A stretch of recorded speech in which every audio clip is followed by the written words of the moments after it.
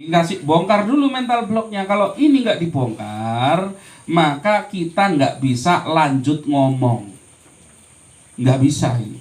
Nah, bagaimana cara membongkar mental block? Masih ingat angka pertama apa? Lupa semua ini. Berarti nggak praktek. Kalau nggak praktek mesti lupa. Minta maaf. Apa? Yang pertama? Berani apa? Minta maaf. Laki-laki itu dianugerahi oleh Allah itu, dia itu senantiasa kepingin, karena dia memang sebagai pemimpin gitu ya, itu senantiasa itu kepingin diakui itu. Makanya dia itu lebih kepada kompetisi itu. Dia itu selalu kepingin berkompetisi. Ini, makanya apa namanya, kayak Mas Supri ini, pokoknya karena ngantuk jadi tak bahas. Mas Supri misalkan di dalam bisnis, nah, dia mesti akan cari kompetitor yang lain supaya apa? Supaya lebih semangat. Wah, mau saya kalahkan omsetnya. Kan begitu. Kenapa? Karena memang jiwa laki-laki itu adalah apa? Dia itu selalu senantiasa kepingin kompetisi. Itu. Nah, kalau perempuan itu senantiasa kepingin interaksi. Ini interaksi. Itu kenapa? Jadi interaksi dan informasi. Jadi ketika ada perempuan ngobrol di rumah tetangga, itu berarti sedang interaksi dan komunikasi. Iya. Ya mungkin dalamnya ada gosip dan lain sebagainya, bisa itu. Tapi intinya memang begitu. Itulah kenapa kalau pengajian ibu-ibu itu lebih solid daripada laki-laki itu. Karena apa? Karena perempuan itu kepengennya interaksi dan informasi. Coba buktikan, coba di mana-mana di kampung-kampung. Di mana-mana pengajian itu yang eksis yang mana? Bapak-bapak apa ibu-ibu? Ibu-ibu. Itu loh. Ngomong di sini aja bisa gonta-ganti ini. Kalau sekarang berangkat sudah tak apali itu. Kalau yang ini berangkat besok ada yang enggak gitu. Tapi ya ada yang istiqomah kayak beliau ini istiqomah. Itu. Ini artinya apa? Karena laki-laki memang kompetisi. Ini. Lah dia itu karena jiwa laki-laki itu jiwa memimpin. Buat minta maaf susah gitu. Itu apa namanya, kadang-kadang itu tadi ketika kita mungkin ketika kita mau menghadapi katakanlah masalah besar di dalam pekerjaan, misalkan dalam kehidupan, berani itu kita bisa ngomong dengan lantang dan lain sebagainya, berani. Giliran mau minta maaf sama istri itu lisan itu kayak dikunci itu, susahnya luar biasa. Mas Wahid sudah pernah minta maaf belum ini? Susahnya luar biasa minta maaf itu. Nah kalau kita kepingin bongkar mental block, langkah pertama harus minta maaf dengan minta maaf yang tulus. Ini, maka minta maafnya bisa nggak langsung pas lagi masalah. Oke lah, cari waktu yang cocok. Kita keluar rumah dulu, gitu kan? Nah, baru kira-kira sudah agak dingin, sama-sama udah agak dingin, kita minta maaf. Itu. Insya Allah itu. Begitu minta maaf, istri tambah marah itu bisa.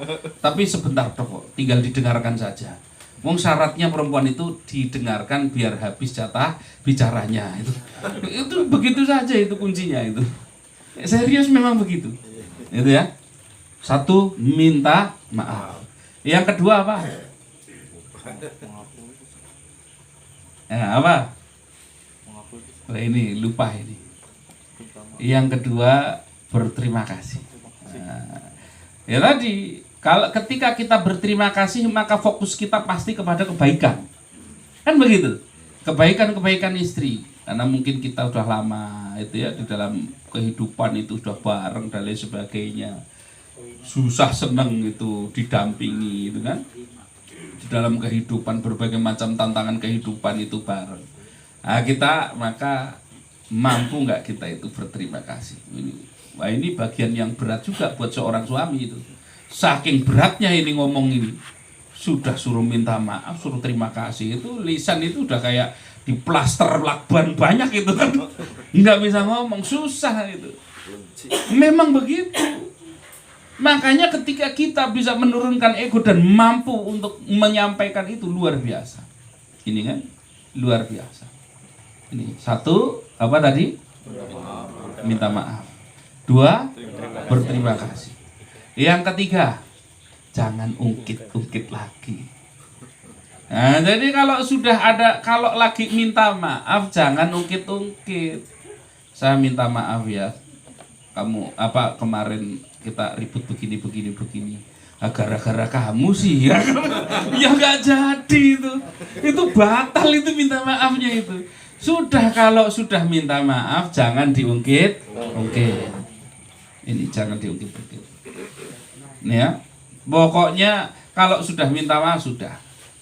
Yang ketiga, jangan diungkit-ungkit. Minta maaf, ucapkan terima kasih, jangan diungkit-ungkit. Yang keempat adalah janji atau komitmen. Nah, komitmen akan lebih perhatian lagi, akan lebih mendengarkan lagi. Dan kalau sudah masuk itu, jangan kasih nasihat apapun. Jangan kasih nasihat besok lagi. Ya, jadi biar hubungannya baik dulu, nikmati dulu. Nanti sudah agak sabaran, wah ini sudah mental blocknya udah kebuka, langsung diberontong gitu, sadar lagi itu nanti, wah ini ternyata di teknik ini ternyata itu. Padahal tapi itu harus dilakukan oleh seorang suami secara tulus, gitu ya, dari mulai minta maaf, dari mulai berterima kasih, kemudian dia itu dia tidak mengungkit-ungkit permasalahan itu, kemudian dia juga berjanji untuk membangun komunikasi yang lebih baik, lebih perhatian, lebih mau mendengarkan itu. Nah, ini hal-hal yang perlu dilakukan. Karena apa? Karena saya mau ngajari sedikit bahasa ini pada malam hari ini. Perempuan dan anak-anak itu punya bahasa yang berbeda dengan laki-laki dewasa. Jadi, ini yang harus dipahami betul. Bayangkan jika ada orang Jepang yang hanya bisa bahasa Jepang, ketemu orang Jawa yang hanya bisa bahasa Jawa, lalu mereka berdua ngobrol. Kira-kira bagaimana yang terjadi? Nyambung apa tidak? Enggak nyambung. Ini yang terjadi di komunikasi seorang laki-laki, seorang bapak, seorang ayah, seorang suami terhadap istri ataupun terhadap anaknya. Ini sekaligus ada parentingnya sedikit ya, mendidik anak. Jadi anak-anak sampai dengan dia remaja ataupun perempuan, kalau perempuan memang bablas terus itu.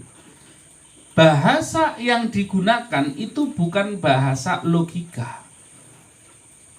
Bukan berarti tidak bisa logika, tapi dia mengambil keputusan-keputusan di dalam hidupnya itu lebih banyak bukan karena logika. Ini kalau laki-laki banyak karena logika. Contoh misalkan kita punya anak, ini ada parentingnya sedikit ya, nyerempet nggak apa-apa ya, nyerempet sedikit karena penting. Kita punya anak misalkan, anak kita sekolah lalu dia itu malas belajar, lalu nilainya jelek-jelek. Begitu ujian, tes, dapat rapot, nilainya jelek, merah-merah gitu. Di semester awal itu kayak gitu. Wah, nanti maka otak orang tua, pria dewasa, laki-laki, seorang ayah, dia akan menggunakan logika untuk menasehati anaknya. Kamu nih gara-gara malas belajar, kamu jadi bodoh. Kalau kamu bodoh, nilaimu jelek. Kalau kamu jelek, nanti kamu tinggal sekelas. Ini, kalau kamu tinggal kelas terus seperti ini, nanti masa depanmu hancur ini, kamu kayak gini terus. Nggak ada prestasi apa-apa. Ini logika. Nanti kamu cari kerja susah. Ini logika. Dan logika ini benar. Tapi sayangnya, bahasa Jawa ngomong sama orang bahasa Jepang. Anak ketika kita ngomong begitu tidak paham. Maaf, kadang-kadang kita lihat ada anak-anak SMP misalkan, wow, Pak, sabuk nggak pakai sabuk, baju dikeluarkan, nah ini nanti kancingnya dikeluarkan, nanti rambutnya dibikin kayak ayam jago itu misalkan itu kan. Wah, dicat merah misalkan. Ini yang mana ini? Masuk nggak ada ini. Misalkan begitu. Sudah begitu sambil rokokan di pinggir jalan. Kenapa? Dinasehati sama orang. Oh, kamu itu mau jadi apa kalau hidupnya seperti tidak paham. Dia tidak paham. Karena bahasa yang kita pakai laki-laki dewasa, pria dewasa, seorang ayah, seorang suami, itu adalah bahasa logika, nggak masuk. Lah terus pakai bahasa apa? Mereka itu pakai bahasanya bahasa perasaan. Jangan banyak dikasih nasihat. Jangan banyak dikasih nasihat, nggak masuk. Lah terus bagaimana caranya supaya anak-anak kita itu misalkan, terus bagaimana?